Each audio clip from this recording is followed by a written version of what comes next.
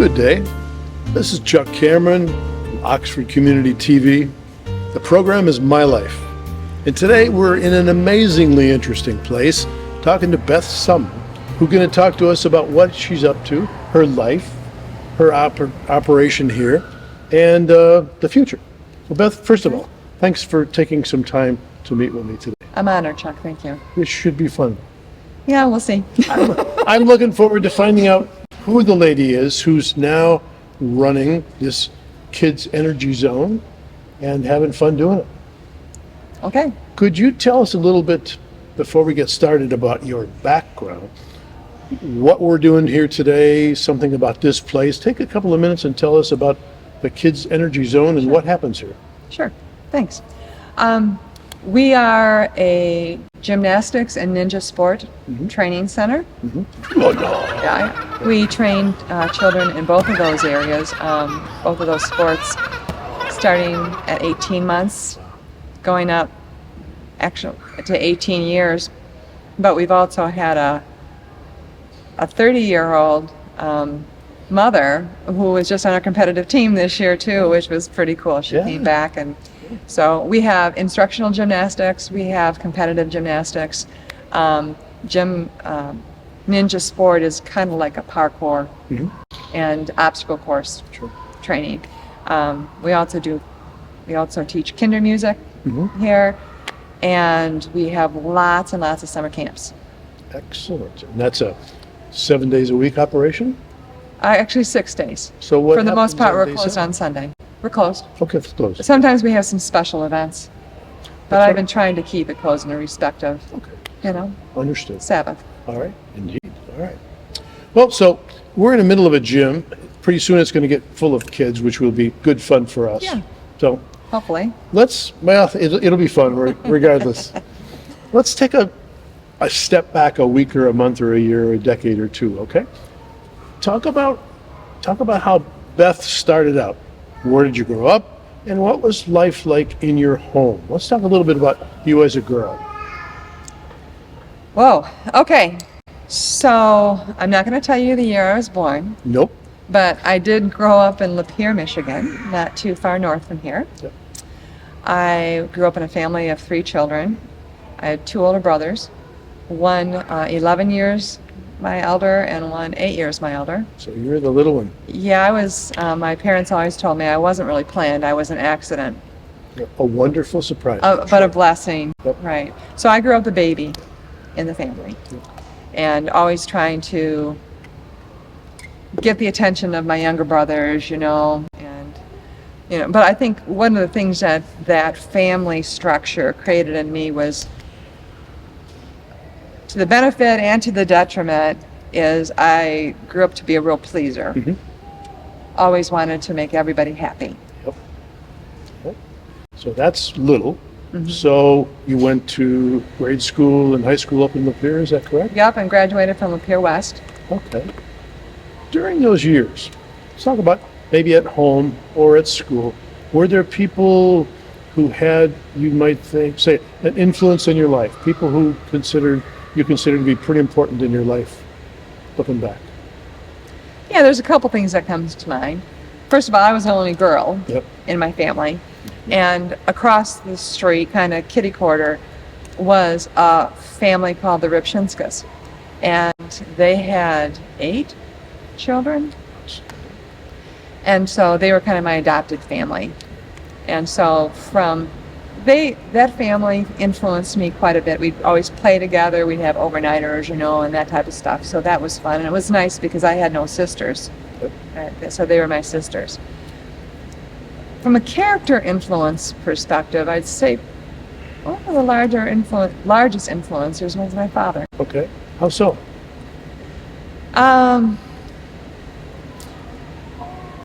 He was very honest, a man of very high integrity. He didn't ask for much in life. He was an entrepreneur. He owned a Lapeer hardware store at that time. That doesn't exist anymore in Lapeer, but it did back then. And he always worked to please his customers. Like people would call on a Sunday, which my father's hardware store was closed on Sunday, no question. And, they'd ask, they needed a hammer or they needed a piece of plumbing or whatever, and he'd always go out of his way to open a hardware store just for that, one person who needed something, Yep. And that was a nice culture of a small town. And for me, because I was a pleaser, I'd probably get a little anxious about things. And he'd always tell me, Beth, I just want you to do your best. Don't worry about anything else, just do your best. That's a good thing. It's a good message from Dad. It was a real good message from Dad. And it's carried me through multiple decades now. Excellent. Multiple decades. That's good. That's good. All right. So you're at home, 2 brothers, you, a bunch of neighbors, a bunch of friends. This is good. You're in Lapeer through high school. When you were getting through high school, did you have any idea what you wanted to be next steps? Or did you have any fun things that you were doing in high school up in Lapeer? Well, when I was in high school, I wasn't in the popular crowd. Mm-hmm. Yep. Okay. And I played the cornet. I was in band. Excellent. And I was in drama, believe it or not. That's good. I did a few plays, and I was really heavy in academics. My father's influence in me about doing the best ended up creating a character in me that I just became very tenacious about my studies, and anything less than perfection was not acceptable to me. Yeah. So it wasn't the cool crowd at all. It was. So I had a few friends. Mm-hmm. Not a lot. I was pretty insecure, actually. Nobody knew it. Yeah. No, of course. Nobody knew it, but I was pretty insecure, and I didn't always make the best decisions because of that. I can't relate to that at all, by the way. Really? Because I wanted to be liked. Yeah, sure. Right? You do a lot of things when you're in high school because you want to be liked, and by the grace of God, He brought me through that time. So, what did I want to be? Mm-hmm. When I was in high school, I wanted to be a psychologist. Okay. And then I thought I wanted to be in pharmacy because I learned I liked chemistry. Mm-hmm. And but I wasn't sure. I ended up going to Central Michigan University. Good school. It was a good school. Had only like 16,000 kids at that time, but it was a good school. So, and I ended up in the add drop process picking up a data processing course. And I found it fun because it was a challenging puzzle, right? Yeah. And I ended up graduating as a major in computer science. All right, so we start in the early with 80s. Psychology, a little bit of pharmacy. So you've got thinking about folks, and then you've got the chemistry, and you've got then the computer science. So you're in that scheme of things, understanding things, understanding people, and then the computer science stuff. That could prepare you for running the world. I believe our world is run by folks who know which keys to type. Unfortunately, it's turning out that way now. It is turning out that way.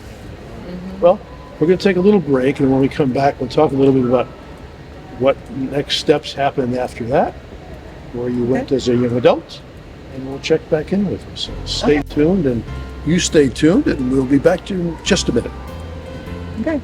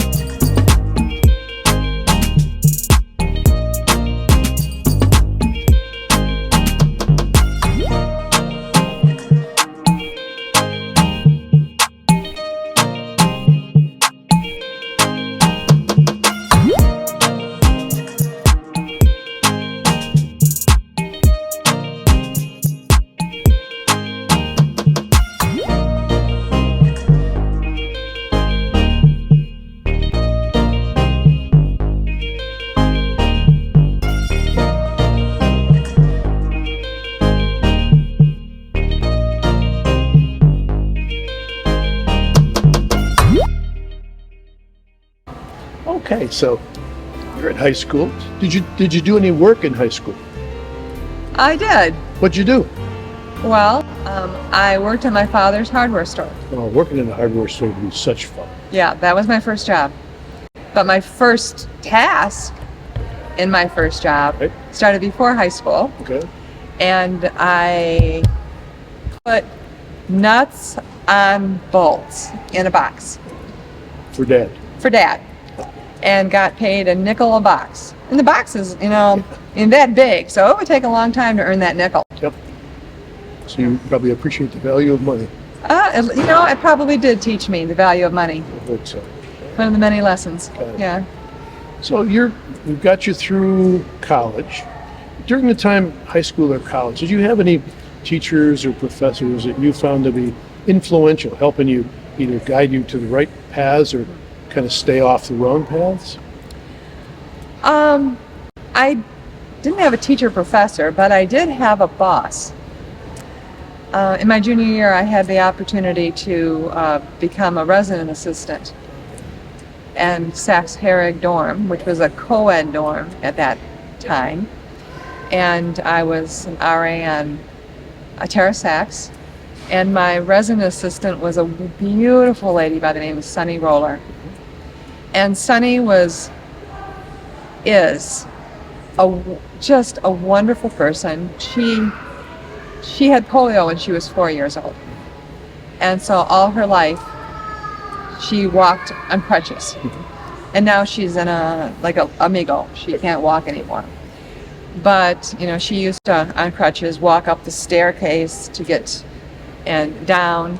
And the staff that she created at Sachs-Herrig were very supportive of each other. She'd have a lot of teamwork activities.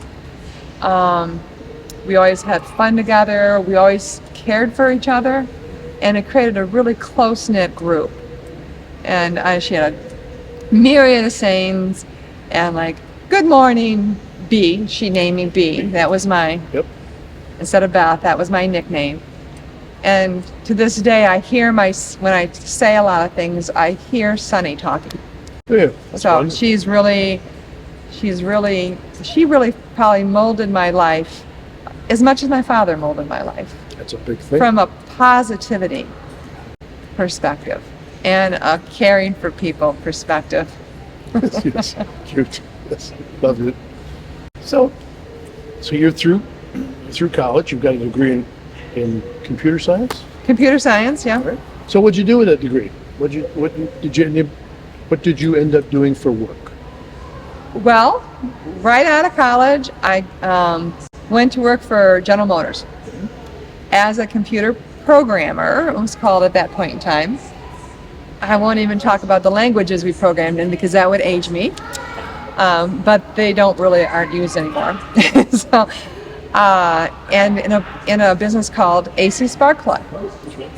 And they used to be a major manufacturer of spark plugs that went in all the different motor cars.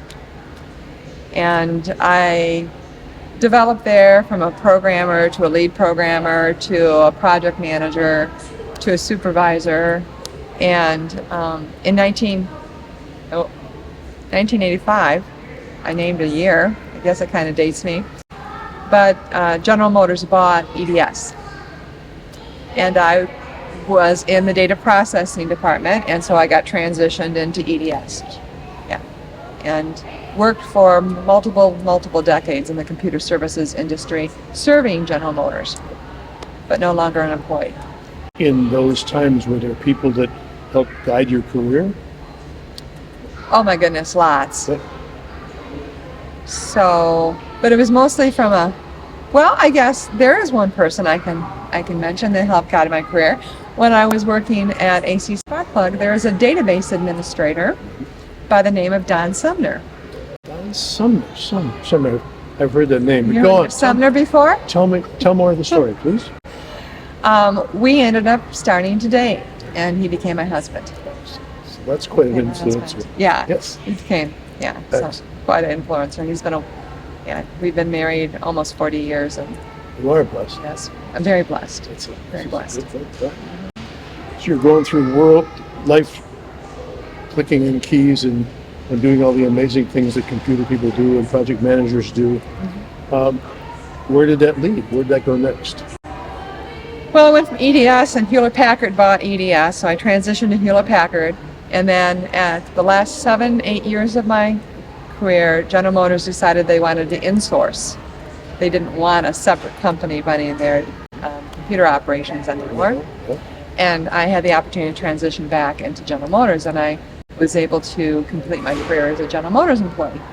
So it was kind of a great big circle. I was thinking of General Motors, EDS, HP, General Motors.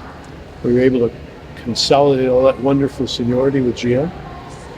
No. Oh, no is not the word I was hoping to hear. No, I didn't have the opportunity to do that. All right. That was part of the deal of transitioning back in, but it was still a really good decision. And General Motors is a great company. I enjoyed working for it. So I retired at the end of August of 21. Okay, so that's quite recent. Fairly recently. Yeah. So in the last few years, did you travel at all? Do you see the world? Do you like to go places? What do you like to do other than computer stuff? So my husband and I don't travel a lot, but we did buy an RV last year and did go camping in a number of Michigan state parks. We love to hike. Yeah, we love to hike and be out in nature. And there's just something about being in the forest. Do you have a favorite state park? Oh, geez.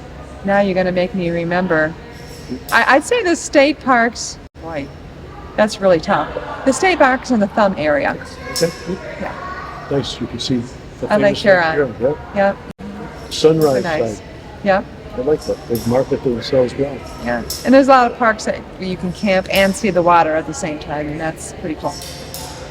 So, did you have any idea when you were going through GM that you'd eventually, we'll talk about this in our next segment, be involved in the acrobatics and aerobics and jumping up and down in cute little kids' world? Did you have any idea about that? I never dreamt I'd be a gym owner. Never. But my daughter was a gymnast. Really? So your Yes. daughter got into this business? Yeah, she started gymnastics when she was 7 years old. And she competed all the way up to level 9, which is the beginning collegiate level. And then she unfortunately got injured. And through the physical therapy and everything else that took place, we found out that there was some wear and tear on her spine that was taking place. And either she was going to stick with gymnastics and go to college as a gymnast, or she was going to retire. And so she ended up retiring in her junior year. But with all that PT that she had, it's amazing how God opens doors, right? Because she is now a doctor of physical therapy. That's excellent. Yeah. And she coaches here. Beautiful. That's a twofer. It's a twofer. Yeah. That's very cool. So she was doing this wonderful stuff and now isn't anymore, but she's coaching other kids to do it. Yep. Very cool. Yep. Well, then we're going to get back in just a minute and we'll talk a little bit more about what happened then, because I think that's a pretty interesting story. It is. So it's a story in itself. Stay right where you are. I'm not moving. We'll be back in a minute. Thanks, Chuck. Stay tuned.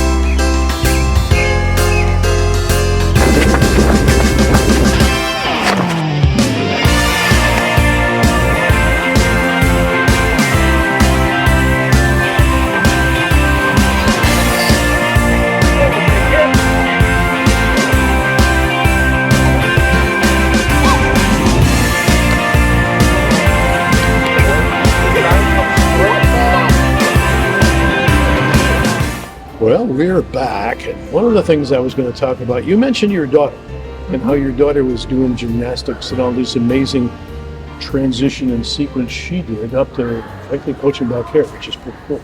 You have any other kids? I do. Really? Well, tell me about other kids. My first child was a boy. A boy, okay. That's one of my favorite genders. Yes. Talk to me about your boy.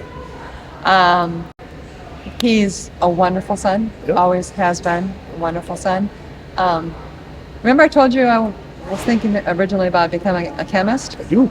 Well, he's a chemist. Is he really? Yes. Is he? Good for him. He became a chemist and he works up in the Midland area now. He's married and has a beautiful little boy, my first grandchild. A grandma we're talking to, a grandma. Yeah, a 1-year grandma. Okay, sir. Her face lights up. Did you notice that? Grandmas are wonderful people. Oh, Yep. grandchildren are wonderful. What's your grandson's name? William Dean. William. Very, very elegant. William Dean. William Dean. We need to sit straight when you say that. Yes, indeed. Excellent. So your son's a chemist, Yep. and he's made a little grandson for you. Yes. Good. Very thankful. Any other stories about your boy and your grandson? Well, I told you my daughter was a gymnast, right? And now she's a PT and a coach. Andrew's a chemist. When he was growing up, he just loved to snowboard. Excellent. So that was kind of his hobby. So, no, Excellent. but I was blessed with two really beautiful children. Actually, the family that I've been given on this earth, I could never ask for anything more. Excellent. Hey, that's a wonderful blessing, eh? It is. Yep. Let's talk about kind of where we're sitting. You were with GM, and then you said you retired from GM. Now, how did that in 21 turn into where we're sitting in this amazing place? There's got to be a story there. Well, yeah, there is. Well, tell me the story. So it goes back to the fact that my daughter was a gymnast. Mhm. She was actually a gymnast in this facility. Okay. It was owned by a different family at that point in time. But in December of 2007, that gym announced they were going out of business. And my daughter was devastated, and the whole team was devastated. She was a level 7 gymnast at that point in time. And the lady who was to become my business partner, Jan West, her daughter was also on team. And Jan came up with this idea of how to buy the equipment, transition the employees, and keep the gym going. But we were doing it for our daughters. Of course. Right, it was a heart thing. It was not a business decision. No, just a It heart was thing. totally a heart thing. And so I called her up. I said, Jan, do you want some help? She thought about it a couple of days. She accepted my help, and we became business partners. And in 3 weeks, the last 3 weeks of December, we started a new corporation. We bought the equipment from the IRS. We transitioned all the employees. We got liability insurance. We negotiated a new lease with the landlord at that point in time, and we opened up in January, the beginning, like January 2nd of 2008. Hey, that was a good year. Oh yeah, that was a great business year. Oh, So, and what happened in 2008? bottom sunk out of our I think it was economy. March or whatever. I think it dropped and the Great Recession hit. So that was, if you will, baptism by fire into the business world. But so we had to learn quickly. And since then we've been building step by step, getting all the right employees. We've got a fantastic team here, by the way. Yep. Fantastic, another gift from God. But it took a number of years to get to where we are right now. And we have a great business manager. We have a great team program.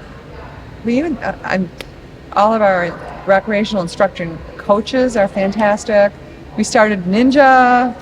Kinder Music came and joined us. You know, now things are coming to us. It's just amazing. And it runs itself. Yep. It's not a lot of hard work. I teach preschool classes here, Oh. and I adore it. Yep. I just love the little ones. Oh, the little ones are so cute. Yeah. Uh-huh. Excellent. That sounds like a wonderful place. So are you here full time? Well, I'm thinking about it full time, but I'm probably here 2-3 days a week. Got it. So, and then I stop in the evenings, you know, and make sure everything's okay. So if you had something to say to the folks out there in the listening audience our viewers, what would you tell them about why they might want to know about this place? What would you tell them about your place? I would tell them that our entire staff is made up of very caring people. Remember I told you Sunny Roller back in college? She really influenced me, and I'm hoping that I've helped my staff establish that culture of caring. We love kids. We're very passionate about gymnastics and ninja sport. And that they can bring their children here and know that they're in safe hands. Plus now get really excellent training. Excellent. So a safe place and a fun place. I can imagine how much Super fun fun. kids We have. love having fun here. Holy cow, this Yeah. would be a fun place. It is fun. I want to play in this room. This is good. Yeah, it's the key litmus test for my staff is this your happy place? And most people will say, yes, this is my happy place. This is mine. This is good. Yeah. All right. So then, kids come, kids play, kids have some fun, kids learn things. I just watch a few of them being incredibly And we got cute. some open gyms starting pretty soon. This is great stuff. If you and I were sitting here talking, maybe in 5 years, having another cup of iced tea and talking in 5 years about whatever we wanted to talk about, what do you think we might be talking about in 5 years? You know, it's really hard to predict the future, Chuck. That's one thing that I have learned. You know, I start walking in this direction and then I end up in this direction by the hand of God, mind you. I'm hoping that this business will somehow magnify the kingdom of God more than we do today.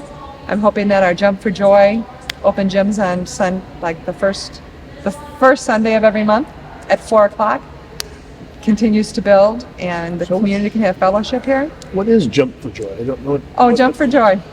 We have a free open gym for the community. Oh, nice. 1 hour from 4 to 5. We play worship music, very loud, and the kids just have the whole 20,000 square foot facility to jump around and play in. And the last 10 minutes are spent in a Sunday school like Bible study. How many kids come to this wonderful thing?